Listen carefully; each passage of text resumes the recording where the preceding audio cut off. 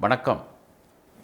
My fame என்று சொல்லக்கூடிய YouTube சேனலில் தொடர்ந்து நம்முடன் இணைந்து கொண்டு வார வாரம் நாம் சொல்லுகின்ற ராசி பலன்களை பார்த்து கொண்டு வாரம் இனிய வாரம் என்ற நிகழ்ச்சியையும் நீங்கள் சப்ஸ்கிரைப் செய்து கொண்டு உங்களது நண்பர்களிடம் சொல்லிக்கொண்டு இருப்பதை நாங்கள் அறிகிறோம். இப்பொழுது ஒவ்வொரு வாரமும் நமக்கு பார்வையாளர்கள், இந்த ராசி பலனை பார்க்கக்கூடியவர்கள் அதிகரித்து கொண்டுதான் இருக்கிறார்கள். மிகவும் சந்தோஷமாக இருக்கிறது. தொடர்ந்து சப்ஸ்கிரைப் செய்து கொள்வதோடு மட்டுமல்லாமல் உங்களது நண்பர்களுக்கும் சொல்லுங்கள் என்று கேட்டுக்கொண்டு இந்த வாரம் 20/4/2025 முதல் 26/4/2025 வரை உள்ள இந்த 6 நாட்களுக்கு உண்டான ராசி பலன்களை பற்றி உங்களிடம் பேச இருக்கிறோம். ஆனால் அதற்கு முன்னல் ஒரு சிறிய தகவல். இன்றைய தினம் தேய்பிறை அஷ்டமி, பைரவ அஷ்டமி என்று சொல்லக்கூடிய நாளாகும். இந்த நாளில் பைரவர் ஆலயங்களுக்கு செல்லுங்கள், நல்லெண்ணெயில் தீபம் ஏற்றி வழிபாடுகள் செய்யுங்கள். உங்களது கடன் பிரச்சனைகள் எல்லாம் தீரக்கூடிய ஒரு வாய்ப்புகள் உண்டு. மறுநாள் 21/4/2025 அன்று நடேசர் அபிஷேகம் என்ற ஒரு நிகழ்வு இருக்கிறது. சிவாலயங்களில் நடராஜ பெருமானுக்கு அபிஷேக ஆராதனைகள் நடைபெறக்கூடிய நாளாகும். இந்த நிகழ்ச்சியிலும், அதாவது இந்த விசேஷத்திலும் நீங்கள் கலந்து கொண்டு சிவபெருமானின் அருளை பெற்றுக்கொள்ள வேண்டும். அதே நேரத்தில் மிகவும் முக்கியமான ஒரு தகவல் இருக்கிறது. 26/4/2025 அன்று இதுவரை மீனராசியில் இருந்த ராகு பகவான் கும்பராசிக்கும், கன்னி ராசியில் இருந்த ராகு பகவான் சிம்ம ராசிக்கும் இடம் மாறுகிறார்கள். இந்த ஆண்டின் முதல் கிரக பெயர்ச்சி இது என்பதை நீங்கள் தெரிந்து கொள்ள வேண்டும். எனவே ராகுகேது பெயர்ச்சி என்பது 26ஆம் தேதி முதல் உங்களுக்கு சற்று வேறு வகையான நன்மைகளையும் சில நல்ல படிப்பினையையும் கொடுக்கக்கூடிய காலமாக இருக்கிறது. இந்த வாரத்திற்கு உண்டான ராசி பலன்களை பற்றி பார்ப்போம்.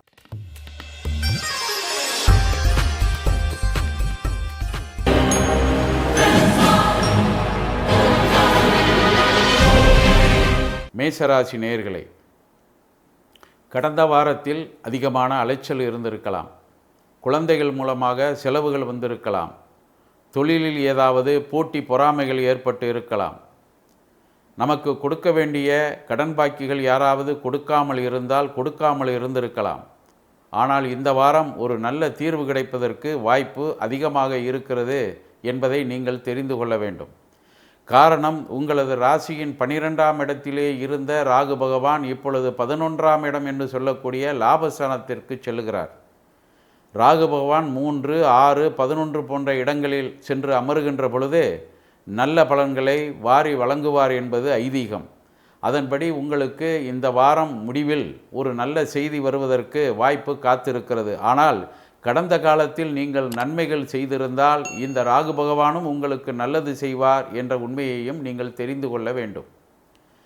ரிஷபராசி நேயர்களே, லாபஸ்தானத்திலே இருந்த ராகு பகவான் இப்பொழுது தொழில் ஸ்தானத்திற்கு செல்கிறார். தொழில் ஸ்தானத்திலே, அதுவும் சனீஸ்வரனுடைய வீட்டிலே அவர் அமர்வது என்பது மிகவும் ஒரு அற்புதமான அமைப்பாகும்.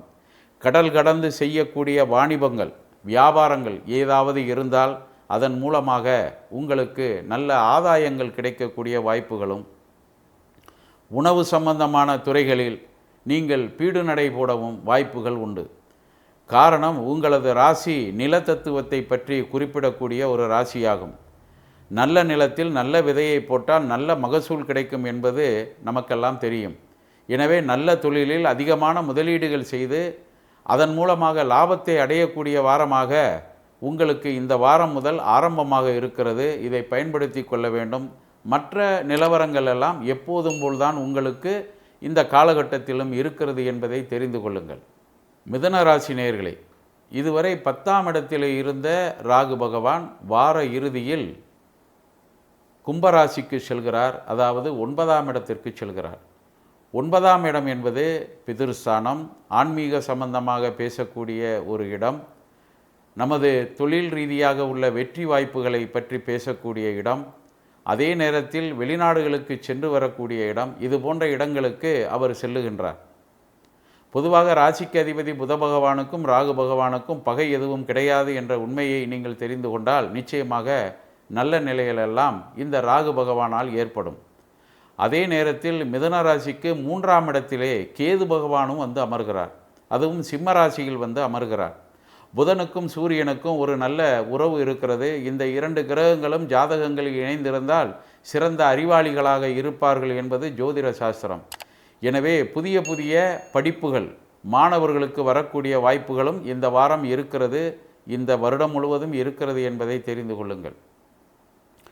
கடகராசி நேயர்களே, இதுவரை உங்களது ராசிக்கு 9ஆம் இடத்திலே இருந்த ராகு பகவான் இப்பொழுது 8ஆம் இடத்திற்கு வருகிறார். 8ஆம் இடம் என்பது எதிலும் தடைகளை ஏற்படுத்தக்கூடிய ஒரு இடமாகும்.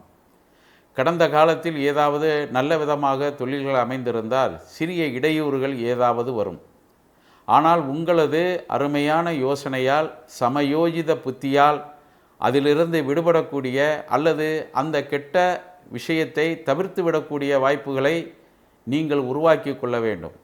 வாக்குஸ்தானத்திற்கு கேது பகவானும் வருகிறார். எனவே எந்த இடத்தில் நீங்கள் பேச்சுவார்த்தைகளுக்கு சென்றாலும் சற்று கவனத்துடன் பேசினீர்கள் என்று சொன்னால் அந்த நிலைகளில் இருந்து நீங்கள் விடுபடக்கூடிய வாய்ப்புகள் இருக்கிறது. குடும்பத்தில் ஏதாவது சிறிய சிறிய பிரச்சனைகள் வரலாம். உடன் பிறந்தவர்களுக்கு இடையே கருத்து வேறுபாடுகள் வரலாம். கவனமாக இருந்தால் எல்லா வகையிலும் உங்களுக்கு நன்மைகள்தான் என்பதை தெரிந்து கொள்ளுங்கள். சிம்மராசி நேயர்களே, இதுவரை 2ஆம் இடத்திலே இருந்த கேது பகவான் இப்பொழுது உங்கள் ராசியில் வந்து இந்த வார இறுதியில் அமர்கிறார். அதே நேரத்தில் உங்களது ராசிக்கு 7ஆம் இடத்தில் ராகு பகவான் அமர்கிறார். பொதுவாக குடும்பத்தில் கணவன் மனைவிக்கு இடையே கருத்து வேறுபாடுகள் வரலாம். நல்ல நண்பர்களுடன் ஏதாவது பிரிவுகள் ஏற்படலாம். தொலைதூரத்தில் இருந்து எதிர்பார்த்த நல்ல தகவல் வரவில்லையே என்ற வருத்தம் இருக்கலாம். ஆனால் இதற்கெல்லாம் இந்த ராகுவும் கேதுவும் மட்டும் காரணமல்ல என்பதை நீங்கள் தெரிந்து கொள்ள வேண்டும். மற்ற கிரகங்கள் எல்லாம் இருக்கின்றன. இந்த கிரகங்கள் எல்லாம் உங்களுக்கு நல்லதைத்தான் செய்யும் என்பதையும் நீங்கள் தெரிந்து கொள்ள வேண்டும். குறிப்பாக தொழில் ஸ்தானத்திலே இருக்கக்கூடிய கிரகம் தொழிலில் நல்ல முன்னேற்றத்தை கொடுக்கும். வாகனத்தில் பயணங்கள் செய்கின்ற பொழுது கவனமாகவும் இருக்க வேண்டும். கன்னிராசி நேயர்களே, ராசியில் இருந்த கேது பகவான் இப்பொழுது 12ஆம் இடத்திற்கு சென்று விட்டார். ஆன்மீக சம்பந்தமாக புதிய புதிய அனுபவங்கள், இதுவரை சென்று தரிசனம் செய்யாமல் இருக்கக்கூடிய ஆலயங்கள், வெளிநாடுகளில் இருக்கக்கூடிய புண்ணிய சேத்திரங்கள், இவைகளுக்கெல்லாம் சென்று வரக்கூடிய ஆண்டாக இந்த ஆண்டு உங்களுக்கு ஆரம்பமாக போகிறது. அதே நேரம் ராசியிலிருந்து உங்களது 6ஆவது இடத்திற்கு ராகு பகவான் வருகிறார். நான் முதலிலே சொன்னது போல் 3, 6, 11 போன்ற இடங்களுக்கு ராகு பகவான் வருகின்ற பொழுது திடீர் தன பிராப்தி கூட ஏற்படக்கூடிய வாய்ப்புகள் உண்டு என்பதை நீங்கள் தெரிந்து கொள்ள வேண்டும். எனவே இந்த ராகுகேது பெயர்ச்சி உங்களுக்கு கடந்த கால அனுபவங்களை வளர்த்து கொண்டு இனி புதிய அனுபவங்களை நல்ல விதமாக உருவாக்கி கொண்டு வாழக்கூடிய காலமாக இருக்கிறது என்பதை புரிந்து கொண்டு செயல்பட வேண்டும். குடும்பத்தில் யாராவது ஒருவருக்கு கல்வி சம்பந்தமாக வெளிநாடுகளுக்கு வங்கிகள் மூலமாக கடன் வாங்கி அனுப்பக்கூடிய நேரமாக இருக்கிறது. இதையும் நீங்கள் கவனத்தில் கொண்டு செயல்பட வேண்டும். துலாம் ராசி நேயர்களே, இதுவரை விரயஸ்தானத்தில் இருந்த கேது பகவான் இப்பொழுது லாபஸ்தானத்திற்கு செல்கிறார். அது ஒரு வகையில் பாதகஸ்தானம் என்று தான் சொல்ல வேண்டும். ஆனால் 5ஆம் இடத்திற்கு ராகு பகவான் இறங்குகிறார். அதாவது மீன ராசியிலிருந்து கும்பராசிக்கு வருகிறார். 5ஆம் இடம் என்பது குழந்தைகளுடைய இடமாக அது இருக்கிறது. குழந்தை பாக்கியம் இல்லாதவர்கள் கடுமையாக அதற்கு முயற்சிகள் செய்ய வேண்டும். மருத்துவ சிகிச்சைகள் இன்று நல்ல பலன்களை அளித்து கொண்டு இருக்கின்றன. எனவே குழந்தை இல்லாதவர்கள் அதற்கு உண்டான காலகட்டங்களை கண்டுபிடித்து ஏதாவது பிதிர்சாபங்கள் அல்லது பிதிர்தோஷங்கள் இருக்கிறதா நமது ஜாதகத்தில் என்பதையும் தெரிந்து கொண்டு அதற்குண்டான பரிகாரங்களை செய்து நீங்கள் வழிபாடுகள் நடத்தினீர்கள் என்று சொன்னால் குழந்தை பாக்கியம் இல்லாதவர்களுக்கு இந்த வாரம் ஆரம்பம் முதல் நல்ல காலம் நெருங்கி வருகிறது. குழந்தை பாக்கியத்திற்கு உண்டான வாய்ப்பும் இருக்கிறது என்பதை தெரிந்து கொள்ளுங்கள். விருச்சிக ராசி நேயர்களே, உங்களது சுகஸ்தானத்தில் ராகு பகவான் வந்து அமர்கிறார். அதே நேரத்தில் தொழில் ஸ்தானத்தில் கேது பகவான் சென்று அமர்கிறார். இதுவரை நீங்கள் எதிர்பார்க்காத ஒரு புதிய தொழில் உங்களை தேடி வர இருக்கிறது. அது சில நேரங்களில் உங்களுக்கு வேலையாட்கள் பற்றாக்குறையை ஏற்படுத்தும். ஒரு சிலர் வெளிநாட்டிலிருந்து வேலைக்கு ஆட்களை வரவழைக்கக்கூடிய, அதாவது எடுத்து கொண்டு வந்து வேலைகளை திறம்பட செம்மையாக செய்து நல்ல வருமானத்தை ஈட்டக்கூடிய வாய்ப்புகள் ஏற்படும். அதற்கும் ஓரளவுக்கு உங்களிடம் முதலீடுகள் இருந்தால் இந்த பாதையில் இறங்கினீர்கள் என்று சொன்னால் நிச்சயமாக வெற்றிகள் கிடைக்கும்.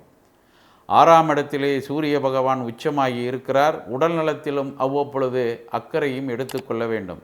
உங்களது பெண் குழந்தைகள் யாராவது இருந்தால் அவர்கள் மூலமாக உங்களுக்கு மகிழ்ச்சிகரமான ஒரு செய்தி வருவதற்கு வாய்ப்பு இருக்கிறது. இதையும் நீங்கள் இந்த வாரத்தில் ஆரம்பித்து அனுபவித்து கொள்ளலாம். தனுசு ராசி நேயர்களே, 3ஆம் இடத்திலே ராகு பகவான் வந்து அமர்கிறார். ஒரு அமோகமான ஒரு அமைப்பாகும். தனுசு ராசிக்காரர்கள் இதுவரை ஏதாவது துன்பத்தை அனுபவித்து இருந்தால் இந்த காலகட்டம் உங்களுக்கு அற்புதமான காலகட்டமாக அமைந்திருக்கிறது என்பதை தெரிந்து கொள்ள வேண்டும்.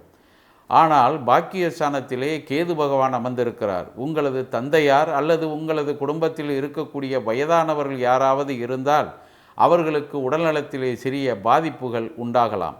அதையும் நிவர்த்தி செய்து கொள்ள வேண்டும்.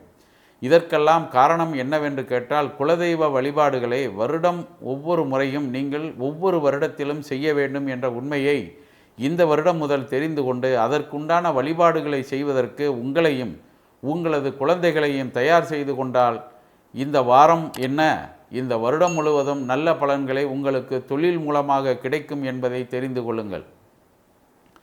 மகர ராசி நேயர்களே, 3ஆம் இடத்திலே இருந்து அற்புதமான பலன்களை எல்லாம் கொடுத்து கொண்டு இருந்த கிரகம் இப்பொழுது 2ஆம் இடத்திற்கு வருகிறார். அதே நேரத்தில் 8ஆம் இடத்திலே கேது பகவான் வந்து அமர்கிறார். உடல் நலத்திலே சற்று அக்கறை எடுத்துக்கொள்ள வேண்டும். அதிகமான அலைச்சல் உஷ்ண சம்பந்தமான நோய்களை கொடுக்கலாம். அரசியலில் இருப்பவர்கள் சற்று கவனமாக இருக்க வேண்டும். சில நேரங்களில் நியமன பதவிகள் கிடைக்கக்கூடிய வாய்ப்புகள் இருந்தும் அது தள்ளி போகக்கூடிய காலமாகவும் இருக்கிறது.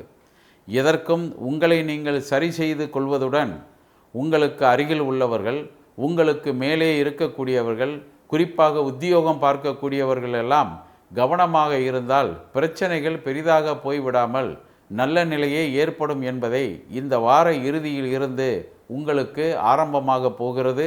அதையும் தெரிந்து கொண்டு வாழ்க்கையில் வெற்றி நடை போடக்கூடிய வாய்ப்பு அதிகமாக உங்களுக்கு இருக்கிறது என்பதை தெரிந்து கொள்ள வேண்டும். காரணம், ராசிக்கு அதிபதி பலமாக இருக்கிறார் என்பதும் மிகவும் முக்கியமான விஷயமாகும். கும்பராசி நேயர்களே, 2ஆம் இடத்திலே இருந்த ராகு பகவான் இப்பொழுது உங்களது ராசியிலே வந்து அமர்கிறார். அதே நேரத்தில் உங்களது ராசிக்கு 7ஆம் இடத்திலே கேது பகவான் இருக்கிறார். திருமணமாகி இருக்கக்கூடியவர், கணவன் மனைவியாக இருக்கக்கூடியவர்கள், அது கணவராக இருந்தாலும் சரி அல்லது மனைவியாக இந்த ராசியிலே இருந்தாலும் சரி, வாக்குவாதங்களில் ஈடுபடாமல் இருப்பதை உறுதி செய்து கொள்ள வேண்டும். எந்த ஒரு விஷயத்திற்கும் அமர்ந்து உட்கார்ந்து நல்லதொரு தீர்வை கண்டுபிடித்து அதன் மூலமாக உங்கள் குடும்பத்தை நீங்கள் செயல்படுத்த வேண்டும். குழந்தைகள் விஷயமாக இருந்தாலும் சரி, ஒருவர் கண்டிக்கின்ற பொழுதே மற்றொருவர் வாயை மூடிக்கொண்டு இருக்க வேண்டும். ஒருவருக்கொருவர் இதுபோல் நடந்து கொண்டால் குழந்தைகளுக்கு குளிர் விட்டு போனது போல் நமக்கு இங்கு இல்லாவிட்டாலும் அங்கு நல்லது கிடைக்கும் என்று நினைத்து கொண்டு அவர்களது கெட்ட பழக்க வழக்கங்களுக்கு தயாராக கொண்டு இருக்கிறார்கள். அவர்களையும் நீங்கள் நிதானமாக பார்த்து கொள்வதற்கு இனி உங்களை தயார் செய்து கொள்ளுங்கள். மீனராசி நேயர்களே, இதுவரை ராசியில் இருந்த ராகு பகவான் இப்பொழுது 12ஆம் இடத்திற்கு சென்று விட்டார். அதே நேரத்தில் உங்கள் ராசியிலிருந்து 7ஆம் இடத்திலே இருந்த கேது பகவான் உங்களது ராசிக்கு 6ஆம் இடத்திற்கு வந்து விட்டார். கேது பகவான் 6ஆம் இடத்திற்கு வருவது என்பது அலைச்சல் அதிகமாக இருக்கலாம், நோய்களுக்கு ஏதாவது விடையும் கொடுக்கலாம், புதிய நோய்களும் வரக்கூடிய வாய்ப்புகள் உண்டு. குறிப்பாக இந்த சிம்மராசி என்பது நமது வயிற்று பகுதியை குறிக்கக்கூடிய இடமாகும். கேஸ்ட்ரிக் சம்பந்தமான நோய்கள் உள்ளவர்கள் யாராவது இருந்தால், அது சிம்மராசிக்காரர்களாக இருந்தாலும் சரி மீனராசிக்காரர்களாக இருந்தாலும் சரி, எனவே ஒரு கவனத்தை எடுத்துக்கொள்ள வேண்டும்.